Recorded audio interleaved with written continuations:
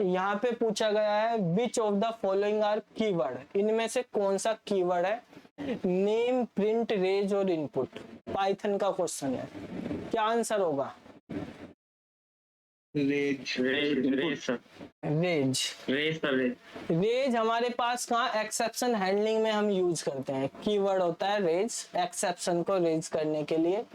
अब देखो इनमें अगर हम यहाँ पे देखें नेम, प्रिंट और इनपुट, इनका मतलब क्या है?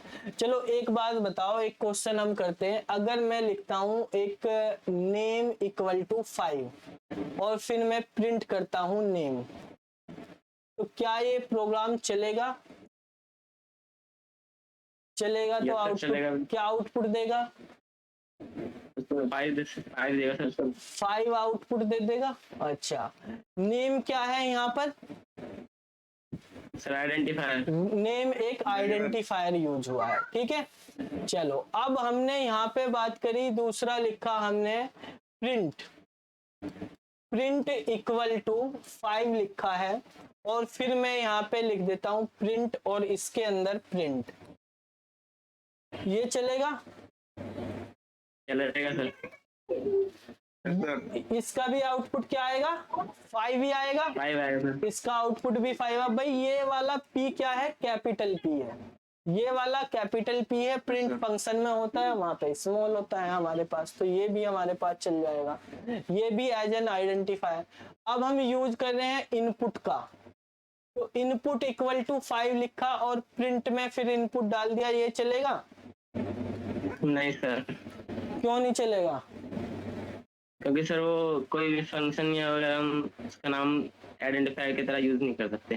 फंक्शन का नाम एज एन आइडेंटिफायर यूज नहीं कर सकते, या कीवर्ड का यूज नहीं कर सकते। फंक्शन का नाम तो खुद आइडेंटिफायर होता है। कीवर्ड का नाम भाई, आइडेंटिफायर की डेफिनेशन क्या होती है? Identifier is the name of any variable, function, list, tuple, array, कुछ भी सीक्वेंस, वही तो आइडेंटिफायर होते हैं।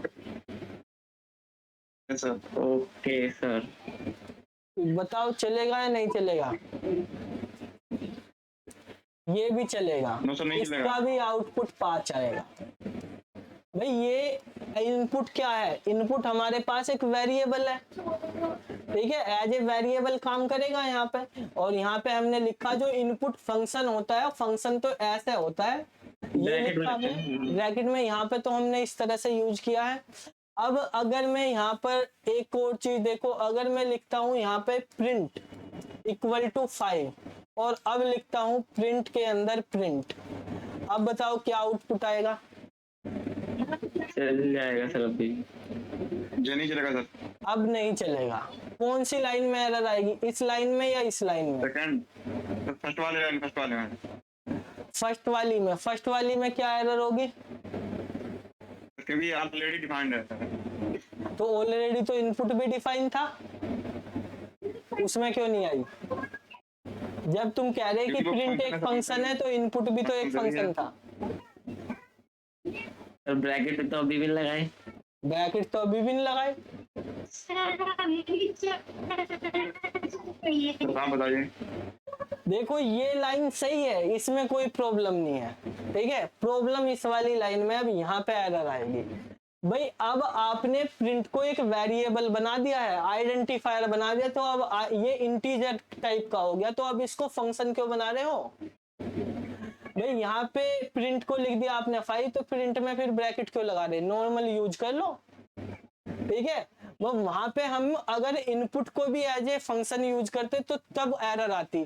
पिछले वाले में हमने इनपुट को एज ए फंक्शन यूज ही नहीं किया, लेकिन यहाँ पे प्रिंट को इंटीजर बना के, आइडेंटिफायर बना के हमने जो किया कर दिया, उसको एज ए फंक्शन यूज कर रहे हैं, ठीक है। तो यहाँ इसलिए एरर आ गई, क्योंकि उसने उसको ओवर राइट कर दिया। ये डायनेमिक प्रोग्रामिंग होती है ना भाई, प्रिंट इंटीजर टाइप बन गया, पहले फंक्शन का टाइप था, अब आपने उसको इंटीजर टाइप बना दिया, तो अब वो फंक्शन रहा नहीं। अब फंक्शन रहा नहीं तो फंक्शन की तरह क्यों यूज कर रहे हो? तो इस लाइन में एरर आएगी, इस लाइन में नहीं एरर आएगी। अगर आप देखो इसको नॉर्मली चला कर देखते हो, इसको समझो कॉन्सेप्ट को, यहाँ पे हम आइडियल को देख लेते हैं, है इसमें ये ना। देखो बेटा, अगर मैं यहाँ पे इस तरह से करता हूँ, इसमें मैंने लिखा यहाँ पे प्रिंट लिखा, ठीक है। अब प्रिंट इक्वल टू 5 लिखा, तो लाइन सही है गलत है?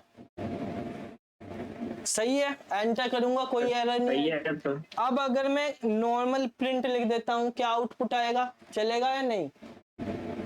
हाँ सर चल जाएगा। भाई यहाँ पे तो नॉर्मल यूज कर रहे हैं, चल गया 5 आ गया। लेकिन अगर अब इसको मैंने एज ए फंक्शन यूज कर लिया, प्रिंट के अंदर प्रिंट लिख लिया, ठीक है, प्रिंट को एज ए वेरिएबल तो आप यूज कर रहे हैं, लेकिन एज ए फंक्शन अब यूज नहीं कर सकते, एरर आ गई, ठीक है, क्योंकि वो आपने क्या बना दिया था, वेरिएबल बना दिया था। सही, अगर आप इनपुट इक्वल टू 5 लिख रहे हो, ठीक है, तो हमारे पास सही है, यहाँ पर भी आपने लिखा इनपुट तो 5 आ गया। अब प्रिंट के अंदर आप इनपुट को लिख रहे हो, तो प्रिंट के अंदर इनपुट लिख रहे हो तो एज ए वेरिएबल ही तो यूज कर रहे हो, तो कोई बात नहीं, 2 ब्रैकेट लग गए हैं, एक लगा देते हैं प्रिंट, और इसके अंदर ब्रैकेट में हमने लिख दिया इनपुट, ठीक है, और ब्रैकेट बंद। तो ये हमारे पास क्या दे दिया, अब हमारे पास, अच्छा प्रिंट ऊपर ही हो गया ना, वो यहाँ पे हमने प्रिंट को ऊपर कर दिया, दोबारा बंद करके करना पड़ेगा, क्योंकि प्रिंट हमारे पास पहले ही हमने डिफाइन कर दिया है एज ए वेरिएबल। देखो यहाँ पे देखते हैं, इनपुट इक्वल टू 5 लिखा, ठीक है, और अब प्रिंट के अंदर लिख देते हैं हम इंटरेक्टिव मोड का इंटरेक्टिव मोड, हाँ इंटरेक्टिव मोड है बेटा। यहाँ पे हम लिख देते हैं इनपुट, ठीक है, इंटरेक्टिव मोड है ना, तो ऊपर चेंज कर दिया था हमने प्रिंट को, तो वो नीचे तक चेंज ही था, तो ये हमारे पास चल गया ऐसे। अब लेकिन अगर आप यहाँ पे करते हो इनपुट एंटर ए नंबर, तो अब बताओ चलेगा या नहीं? नहीं चलेगा, क्योंकि हमने इनपुट को क्या बना दिया, वेरिएबल बना दिया, और वेरिएबल बना के अब उसको फंक्शन की तरह यूज नहीं कर सकते, ठीक है, कॉन्सेप्ट समझ में आ गया क्या है? तो ये हमारे पास इस तरीके से यूज होगा। तो इस क्वेश्चन का आंसर तो हमारे पास क्या होगा, सी हो जाएगा, रेज हो जाएगा। बाकी को हम एज ए वेरिएबल यूज कर सकते हैं, वो कोई कीवर्ड नहीं है, ये वाले हमारे पास कीवर्ड है, ठीक है।